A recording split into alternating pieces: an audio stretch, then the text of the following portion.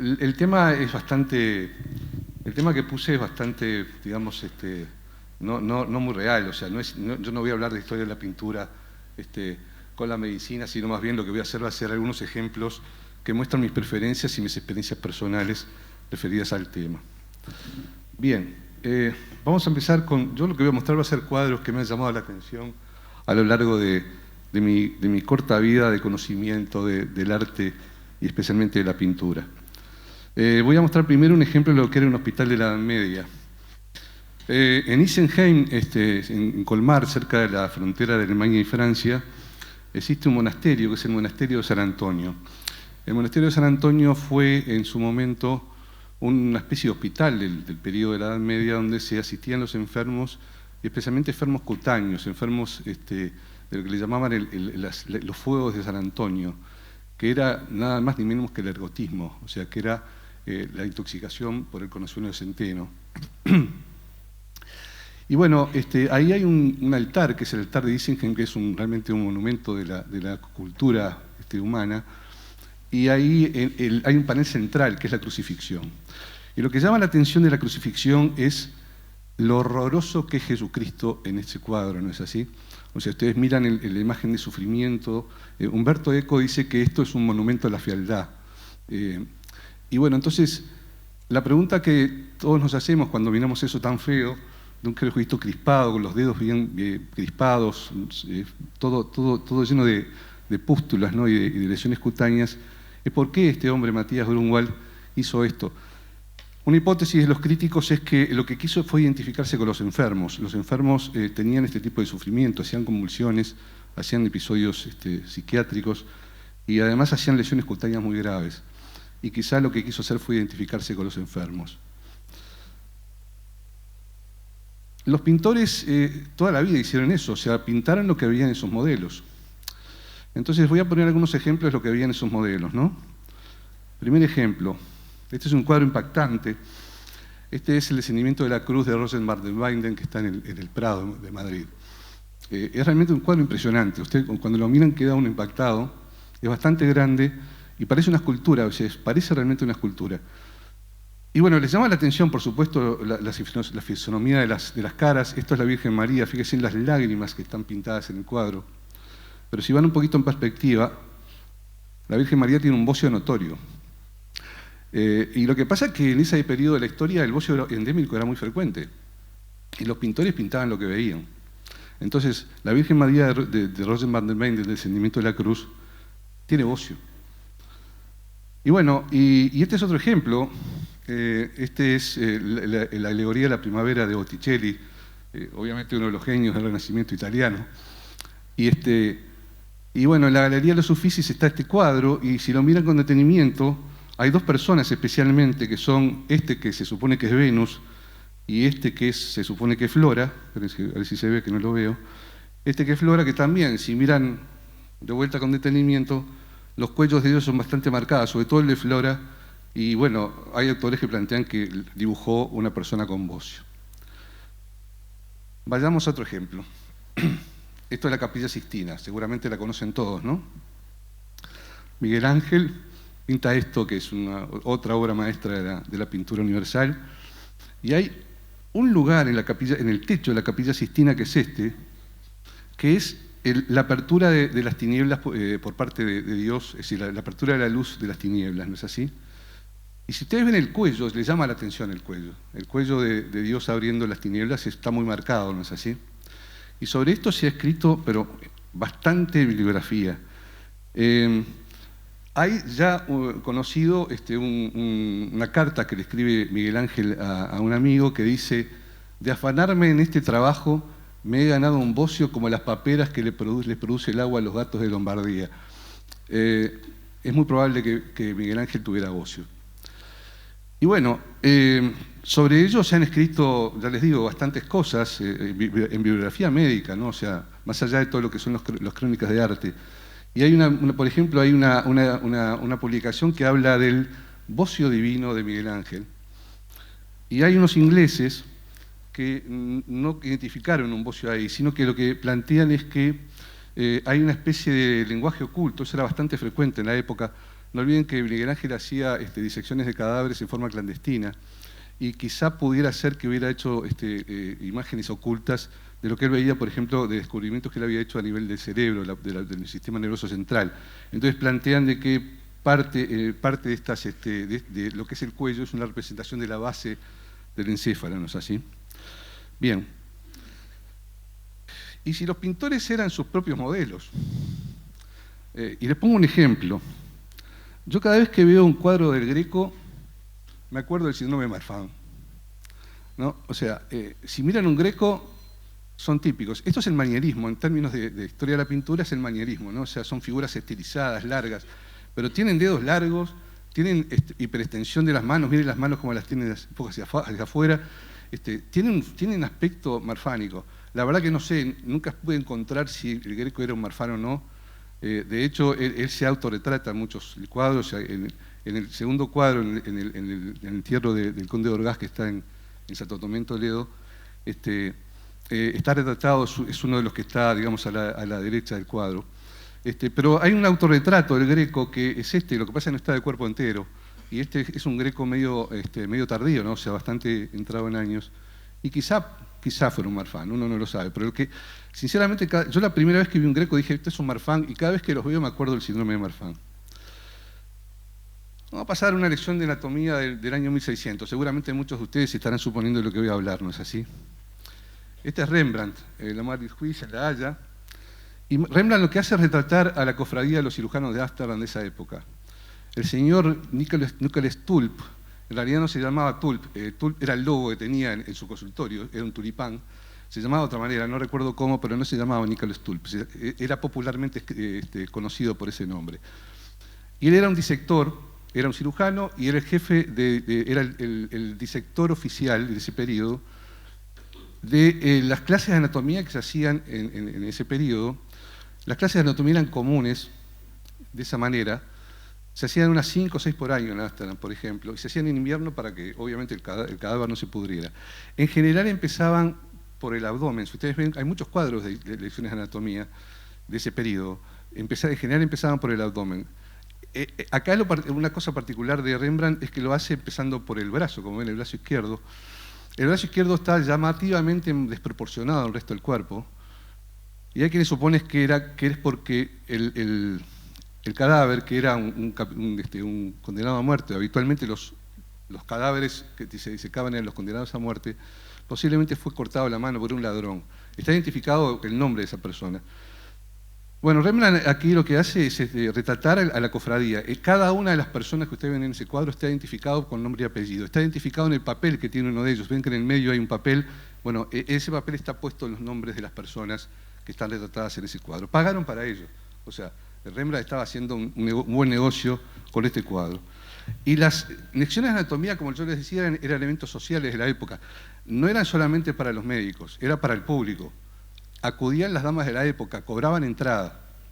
O sea, era todo un espectáculo medio morboso, ¿no? Pero de hecho era así. Bien. Y bueno, si hablo de la historia de la pintura no puedo hablar de la peste. La peste, por ejemplo, en Venecia fue un terrible flagelo que mató a la tercera parte de la población. En una epidemia de peste de Venecia murió la tercera parte de la población. De hecho, si ustedes van a la escuela de San Rocco, la escuela de San Rocco es famosa en Venecia por la dedicación que tuvieron los curas a los apestados. Y bueno, este cuadro representa a San Roque curando los apestados. Este cuadro no está en la escuela de San Roque, está al lado en la iglesia que se llama Iglesia de San Roque. Y otro ejemplo de lo que es la peste es este ejemplo, que es un cuadro que está en el Louvre, que es de Antoine Jean Gros, que era el pintor oficial de Napoleón. Esto es la visita de Napoleón a los apestados de Jafra. Resulta que la historia es que Napoleón envía las tropas a Siria y ahí se apestan y hay una epidemia de peste. Entonces los va a visitar y este hombre lo que hace, como gran adulón que era, el pintor era un gran adulón de Napoleón, lo que hace es pintarlo con sus mejores honores y valentía, ¿no? Lo está tocando a los apestados. Los otros, por ejemplo, los lugartenientes de Napoleón están como asustados atrás. Realmente esto es propaganda política, ¿no? Y la verdad es que Napoleón en realidad no los visitó de esta manera, sino que incluso mandó matarlos algunos con lábano, ¿no? O sea que De hecho, no fue la conducta que tuvo Napoleón en ese momento. Y este es un cuadro, como dicen los españoles, acojonante, ¿no? Esto es la peste de Arnold Böcklin. Este es un simbolista que realmente muestra una cosa extremadamente fea, ¿no? Digamos, de aspecto, que es la muerte cabalgando en un monstruo helado que representa la peste y que está azotando un pueblo de la Edad Media. Y bueno, la gente moría mucho de tuberculosis y la historia de la pintura, la tuberculosis está presente muy frecuentemente. Este es mi amigo Rembrandt, ¿no? O sea, de vuelta es obvio que uno lo aprecia mucho a esta persona. Acá estaba visiblemente contento, estaba realmente borracho, parece ser, está con Saskia, la mujer. Y esos eran periodos de felicidad de Saskia y Rembrandt. Pero esa felicidad duró hasta 1636, en que Saskia enferma. Y no es infrecuente ver, sobre todo en las acuarelas y en los grabados de Rembrandt, ver esto, lo que es una mujer en cama con su criada apoyándola. Y de hecho el otro dibujo, lo que está del otro lado, es Saskia enferma, y es uno de los últimos dibujos que hace Rembrandt de su mujer enferma de tuberculosis. Y esta es una belleza de cuadro, es el retrato de Saskia que está en Kassel. Y fíjense que está fechado entre 1636 y 1642. ¿Por qué? Porque empezó en 1636, cuando estaba casado con Saskia en su momento de mayor felicidad, y después lo deja de pintar y lo termina de pintar una vez muerta. O sea que este cuadro donde está Saskia vestida con todos sus oropeles, ¿no? Con todos sus lujos, como hacía Rembrandt muy frecuentemente en sus cuadros, es un cuadro post-mortem. Y este es otro cuadro que a mí me impacta, que es el cuadro que se llama La niña enferma de Munch. Ese cuadro tiene mucho que ver con la vida de Munch porque él retrata a una niña que está enferma, visiblemente con una enfermedad crónica, y él estuvo marcado por la tuberculosis. Su hermana Sophie murió cuando tenía 15 años ella, y su madre había muerto previamente cuando él tenía 5 años. Y él dice que con la niña enferma abrí caminos nuevos. Para mí fue una ruptura en mi obra. La mayor parte de mis trabajos posteriores deben su existencia a este cuadro. Y bueno, quizá les llame la atención que muestre una foto. Lo que pasa es que la foto obviamente forma parte del arte, no deja de ser una actividad artística. Y en ese momento, cuando nace la fotografía, en algún momento disputó con la pintura. Existió una escuela que se llamaba Los Pictorialistas, y este hombre, Robinson, formaba parte de ellos. Esta es una escena, lógicamente, de una mujer enferma que está muriendo, es una joven. El cuadro se llama Desvaneciéndose o Desapareciéndose. Y bueno, son varios personajes que están ahí rodeando, posiblemente el que está de espaldas es el padre, posiblemente el que está atrás de la muchacha enferma es la madre o una hermana. Lo interesante además, desde el punto de vista técnico, que esto es una fotografía que es una especie de Photoshop, no es una fotografía real, es una fotografía montada, son 5 negativos montados. Eso Robinson lo hacía muy frecuentemente y por eso era muy discutido su obra en la época, pero de hecho esta foto fue tan famosa que la tuvo la reina Victoria en su palacio, ¿no? Bien, y bueno, la gente también enfermaba de otras cosas, ¿no? Y se moría de otras cosas que ahora son poco frecuentes. Este es un cuadro de Pablo Ruiz que se llama Ciencia y Caridad. Puse a propósito Pablo Ruiz porque no es Pablo Ruiz, obviamente, que lo conocen como Pablo Picasso. Lo que pasa es que cuando hace este cuadro, Pablo Ruiz, Picasso tenía 15 años, es el segundo cuadro más conocido de Picasso de ese periodo, el más conocido no, el segundo famoso de Picasso. Y bueno, ahí obviamente Picasso lo que quería hacer era pintar como los adultos. Después, cuando fue adulto, quiso pintar como los niños, ¿no? Pero bueno, esto es Ciencia y Caridad. Ciencia y Caridad refería a un hecho muy frecuente de la época, y con esto Picasso, ahí hay un médico, por supuesto, que es el que está sentado, la caridad representada por la mujer, y después la madre enferma y la niña que lo está mirando. Con este cuadro Picasso, de alguna manera se hizo bastante conocido en el ámbito de Barcelona, pero después saltó desde el punto de vista estético a otro tipo de pinturas por lo cual lo conocemos mejor, ¿no es así? Y bueno, y otra persona que está vinculada a la enfermedad, por lo cual lo presento acá, es Egon Schiele, que además es uno de mis preferidos. Egon Schiele fue una persona que vivió muy poco, como ven ahí, se murió a los 28 años. Pintaba estas cosas que son de un expresionismo realmente interesante. El propio Klimt, que mostraba a Humberto un cuadro de él, decía que Egon Schiele era mejor que él. Y bueno, y uno de los últimos cuadros que pinta Egon Schiele es que es la familia, y bueno, muestra al hombre que es él, a la pareja que estaba con él en ese momento, y un niño. En realidad esta familia nunca existió, los dos murieron, la pareja muere en una epidemia de gripe, la gripe española que mató un montón de gente en ese periodo en España, en Europa, y bueno, ese niño nunca nació, la mujer estaba embarazada. Bien. Y si pongo un ejemplo del siglo XX, no tengo que dejar de poner este ejemplo que obviamente también el pop art es un estilo que realmente es muy interesante. Acá Roy Lichtenstein muestra una especie de una rubiota con pinta media de boa que dice, de repente se puso enfermo, no pudo salir del estudio. Lo que cuenta es, ¿no? Se quiere creer algo esta mujer de la ausencia del que tenía que haber venido, tratando de explicarse que estaba enfermo, ¿no es así? Bien, y si nosotros miramos a Monet, en los últimos cuadros de Monet, uno puede pensar que evolucionó la abstracción. Monet, por supuesto, fue uno de los líderes del impresionismo, él vivió muchos años, muchísimos años de su vida vivió en Giverny y pintó esto repetidas veces. Esto lo conocen, Archie conocen, ¿no es así? El puente japonés de Monet, de la cual hay varias versiones. Pero hay versiones, las últimas versiones están tendiendo bastante a la abstracción, ¿no es así? O sea, esto realmente uno, si no conociera qué es el puente japonés, no podría decir lo que es. Y bueno, hay quienes dicen, lo que pasa es que Monet estaba evolucionando la abstracción. Otros dicen, lo que pasa es que Monet tenía cataratas y pintaba lo que podía. No sabemos exactamente qué es la verdad, pero una posibilidad es esa. Y bueno, y sobre locuras y otras angustias que podemos hablar, por supuesto la pintura está llena, lógicamente. Voy a poner algunos ejemplos nada más. Esto es un retrato del Bosco, que está también en el Prado de Madrid. Es lo que se llama la abstracción de la piedra de la locura.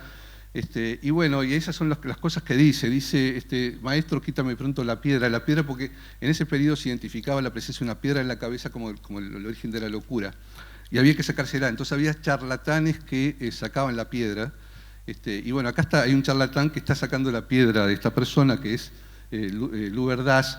Luberdas en la tradición literaria es el tejón castrado, pero es un personaje que representa la estupidez en la literatura holandesa. Y bueno, entonces lo que hace el Bosco es satirizar esto a los médicos, en definitiva, a estos médicos que eran poco menos que hechiceros, y también satiriza, cuidado, que también satiriza a la iglesia porque pone a un cura que parece por lo menos tiene una vasija de vino en la mano y bastante grande, y una monja que el libro se lo pone en la cabeza en lugar de leerlo, ¿no? O sea que tiene todo un contenido. El Bosco es un tipo muy simbólico en sus cuadros. Y bueno, si hablamos de angustias, no podemos dejar de hablar de este cuadro de Munch, que es una serie, no es un solo cuadro, es El Grito. Y bueno, simplemente para resumir lo que pensaba Munch cuando hace este cuadro, esto lo dice en su diario. Paseaba por un sendero con dos amigos, el sol se puso, de repente el cielo se tiñó de sangre, me detuve y me apoyé en una valla muerto de cansancio y sangre y lenguas de fuego acechaban sobre el azul oscuro del fiordo y la ciudad. Mis amigos continuaron y yo me quedé quieto temblando de ansiedad. Sentí un grito infinito que atravesaba la naturaleza. Hay sociedades psiquiátricas que a este ícono lo toman como una especie de ícono justamente de lo que es la angustia, ¿no es así? Y si hablamos de personas con disturbios mentales, no podemos hablar de Vincent Van Gogh, que tenía que ser un demente brillante para hacer esto, ¿no? Que es una belleza estéticamente, pero realmente es un cielo bastante llamativo, ¿no? Una noche estrellada muy llamativa. Y bueno, él estaba obviamente muy alterado desde el punto de vista psiquiátrico. Esto es un autorretrato cuando él se corta la oreja, es un hecho muy conocido de la historia de Van Gogh.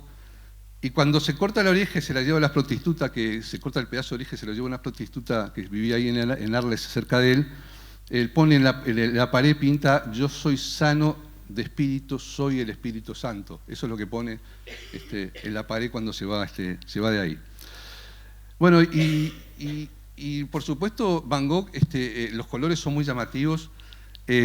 Los últimos cuadros de Van Gogh son de unos amarillos muy intensos y azules muy intensos. Y bueno, hablando del amarillo de Van Gogh, por supuesto, Van Gogh le escribe al hermano Theo de que está pintando con colores muy intensos y le pedía los colores esos para pintar, que se los mandara desde París.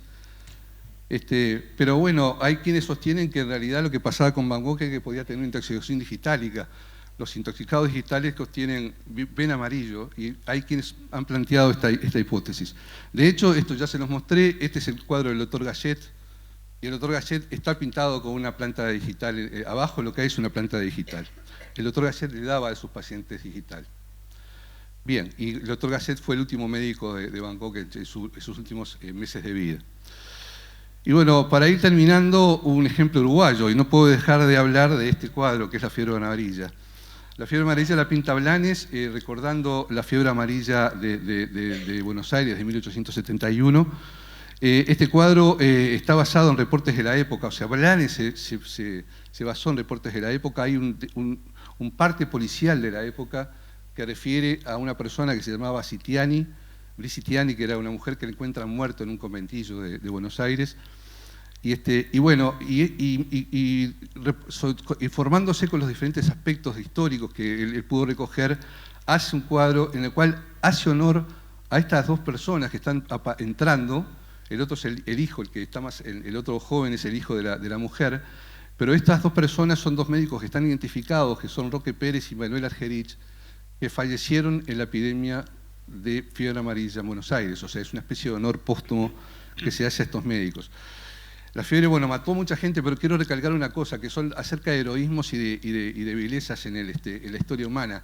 En Buenos Aires, en ese periodo, había 150 médicos, 100 médicos se van de Buenos Aires con la epidemia de fiebre amarilla. Quedan 50.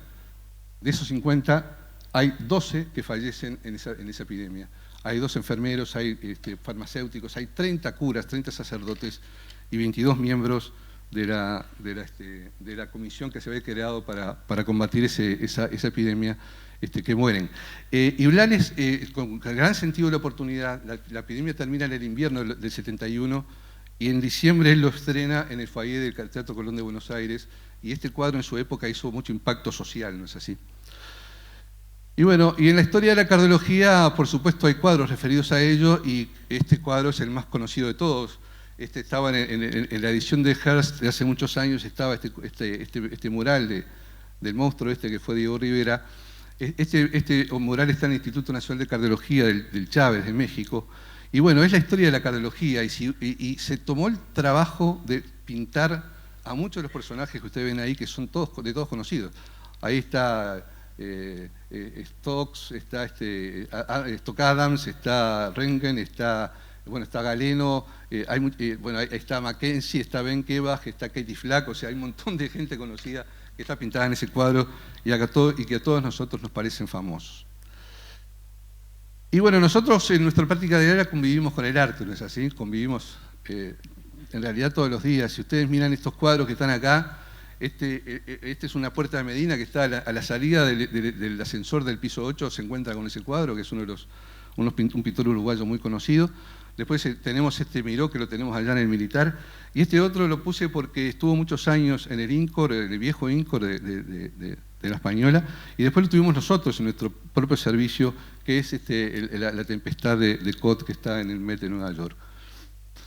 Y el otro día, cuando estaba preparando esta charla, estaba en el consultorio y de repente veo esto y digo, esto qué impresionante, esto está puesto en el